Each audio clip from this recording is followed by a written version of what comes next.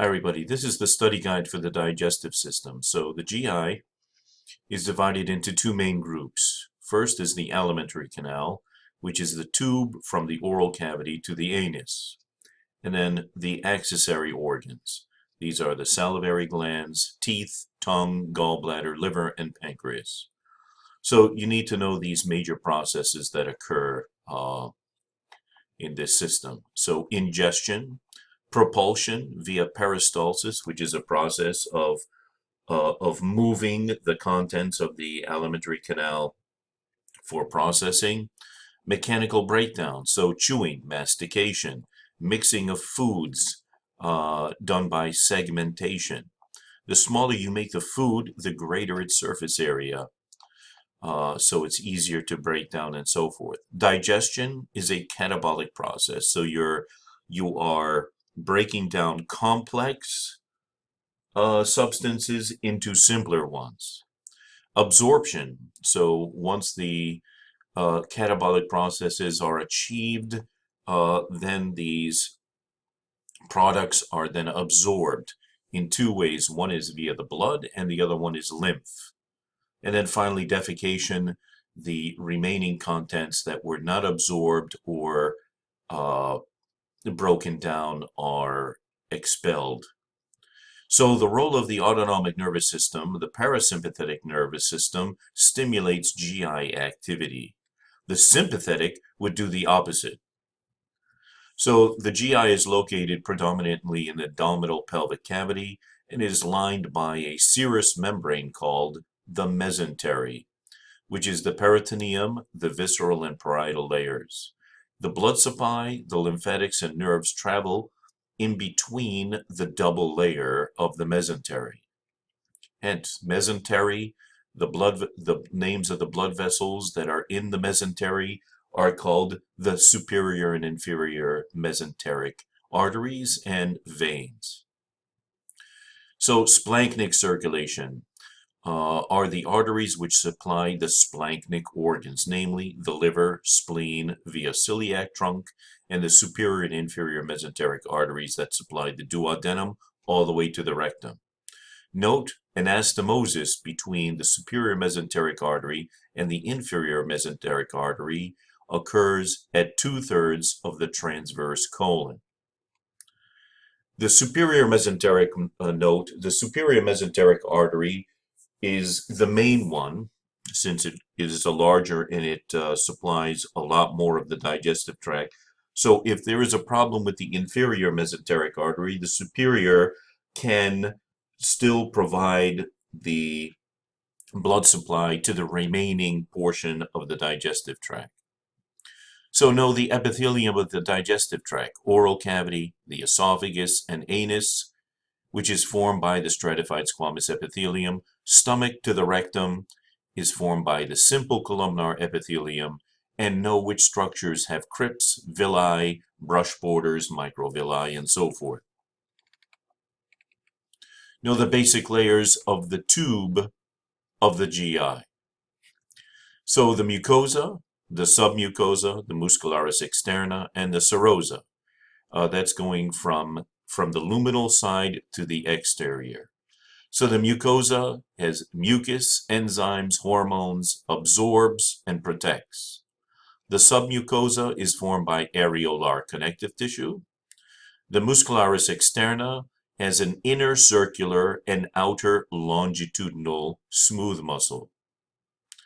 The serosa, also called the adventasia, esophagus and retroperitoneal organs would have the adventasia. That's organs, not organs. So the oral cavity, mastication, which is chewing, is the mechanical and chemical catabolism of the food that you are ingesting. Deglutition is swallowing. And know the salivary glands, and we learned that in lab. So this is basically a review of the different types of salivary glands that we have: the sublingual, submandibular, parotid gland. These are those. Know the basics of the esophagus: peristaltic contraction. So as far as the esophagus, the upper third of the esophagus is formed by skeletal muscle, and the lower 2/3 is formed by smooth muscle. At the distal end of the esophagus, we reach the cardiac sphincter, which is the junction between the esophagus and the stomach. And know the gross anatomy of the stomach, the glands of the stomach. And namely, we have the parietal cells, which are responsible for producing the hydrochloric acid, and the chief cells, which produces pepsinogen. And when pepsinogen is mixed with hydrochloric acid, it is then forms pepsin, and then we also have lipase. And homeostatic imbalances with regards to the stomach would be vomiting, which is called emesis. Next, the small intestines. Know the gross anatomy. The duodenum, followed by that is the jejunum, and then the ileum to the ileocecal valve. The small intestines have the brush border called microvilli, along with villi that can be as long as 1 millimeter high, increasing drastically the surface area for absorption. So the pancreatic enzymes and bicarbonate and bile produced by the liver and concentrated and stored in the gallbladder, the bile and pancreatic juice enters the duodenum via the sphincter of Oddi. The liver and gallbladder, know the basic gross anatomy, and you would find that on page 882 to 886.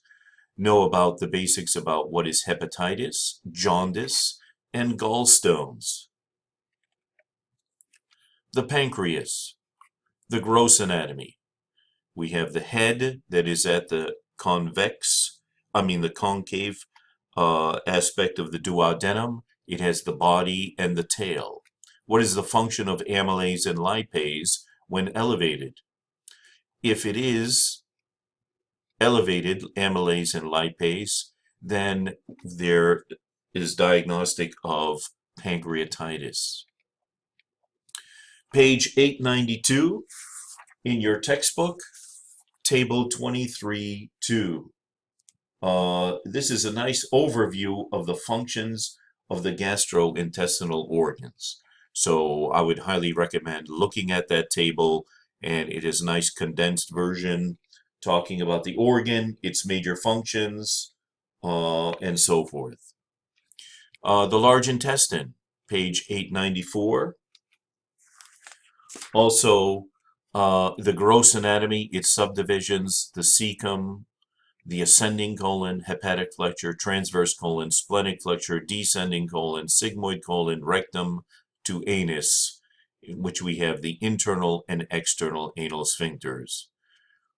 The internal anal sphincter is composed of smooth muscle. The external anal sphincter is by skeletal muscles. Page 895, figure 2329 A and B, the gross anatomy of the large intestine and anal canal is their visualization of that. So know the basic structure of that. Page 896, figure 2330, part B and D. So the contents of the abdominal pelvic cavity and the association of the peritoneum with the visceral organs. Know the bacterial flora. So actually there is normal bacterial flora, which is actually beneficial to us in many ways. One, it synthesizes vitamin B complex vitamins and vitamin K for blood clotting. Bacteria also metabolize mucin, heparin, and hyaluronic acid. They also prevent potential pathogens from seeking residence in the digestive tract, which is also very, very helpful to us. On a note, when one takes antibiotics, the antibiotics are not specific, they are not selective. So the normal flora also will be affected, and therefore, due to an imbalance of this, can lead to disruption of the normal functioning, and can lead to diarrhea. As many of us know, that the common side effects of taking antibiotics is diarrhea. The other thing too is that fermentation of indigestible foods, such as carbs, leads to gases such as dimethyl sulfide, which is not pleasant smell, methane gas, hydrogen, nitrogen gas, and carbon dioxide. Normally, there's about a half a liter of gas is produced daily and is greatly affected by the types of foods that you would eat. As a result of the above-mentioned, large intestines will absorb the nutrients which the bacteria synthesized, and very little digestion occurs. So once the food content enters into the large intestines, really there is no further breakdown of the food occurs there. It's primarily absorption of nutrients, absorption of the water and electrolytes, and the colon has the capacity to absorb up to 1 liter of fluid a day. As a result, it will create formed stool. Know these definitions of these: diverticulosis, diverticulitis, colon cancer screening via occult blood in stool, hidden blood. The gold standard for colon cancer is a colonoscopy. That's important to know. Know also the definitions of what is ileus, intussusception, pyloric stenosis, hiatal hernia, stomach cancer, gallstones, the 4 F's that increases the incidence of developing gallstones. Pancreatitis. The next is defecation, a parasympathetic action stimulated by stretch reflexes caused by stool entering the distal end of the sigmoid colon and the rectum. On page 901, know this flow chart of digestion and absorption of food. This is a high yield page, and it gives you a very nice summation of the foodstuffs, what enzymes are used, the sites of actions, and the path of absorption. So as far as fats are concerned, fats are emulsified by the bile salts, pancreatic enzymes, which is then absorbed by the intestinal mucosa. It is then reformed into chylomicrons, which is picked up by the Peyer's patches and transported through the lymphatics, and then released directly into the bloodstream. So page 904, figure 2337 gives you a nice description on how fat is emulsified, broken down, absorbed, and carried through the lymphatics and eventually into the bloodstream. All nutrient blood carried by the mesenteric veins converge to form the portal vein, which then delivers the blood to the liver for processing. So it's important to remember that the absorbed nutrients first go to the liver via the hepatic portal circulation. The liver processes this nutrient rich, and then the blood continues and proceeds into the systemic circulation. So all the food stuff first enters the liver before it gets into the systemic circulation.